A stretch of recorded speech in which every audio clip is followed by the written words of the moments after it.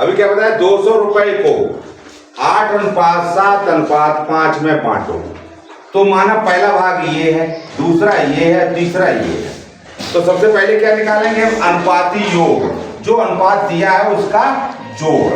8, 7, 5, 8, 7, 15, 5, 20 हो गया। अनुपाती योग कितना आया आपका, 20।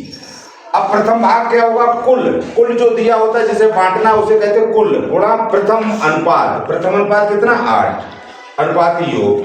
तो इसे लिख दो, कुल कितना है हमारा 200 और प्रथम अनुपात कितना है 8, अनुपाती योग है 20, 20 दाई 200, यानी पहला 10 अट्ठे 80, पहला भाग कितना आएगा 80। दूसरा इसी तरह है, कुल गुणा दूसरा अनुपात, क्या लिखेंगे यहाँ पर, कुल गुणा दूसरा अनुपात, अर्थात कुल वही 200 है, दूसरा अनुपात देखना हमें 7 है बट्टे 20 आ जाए, 20 ढाई 200, 10 सट्टे 70, दूसरा भाग आएगा 70। और इसी तरह तीसरा भी, तो 200 गुणा तीसरा का अनुपात कितना है 5 बट्टे 20, 20 ढाई 200, 10 पंजे 50, यानी कि ये बट गया रुपया 200। पहला भाग को मिलेगा 80, दूसरे को 70, तीसरे को 50। अब इसी तरह सवाल है, इसको 9861 को ABC में बांटो इस अनुपात में। तो क्या करें, अनुपाती योग कितना है, पहला अनुपात देखो 3 धन 11 धन 5, 3 11 14 5 19, एक का भाग कुल गुणा एक का अनुपात बट्टे अनुपाती योग।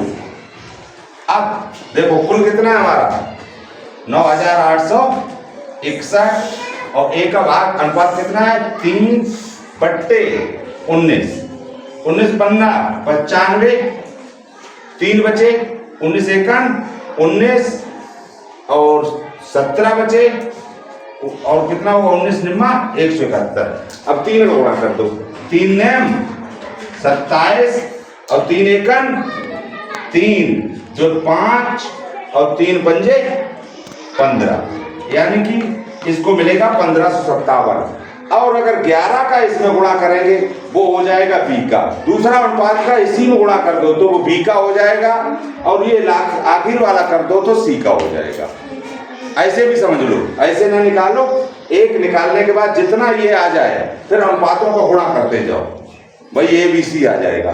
तो B देख लो कितना है 519 में, B का भाग कितना होगा 519 में 11 गुणा कर दो, 11 निम्मा 99 और 11 एकम 11।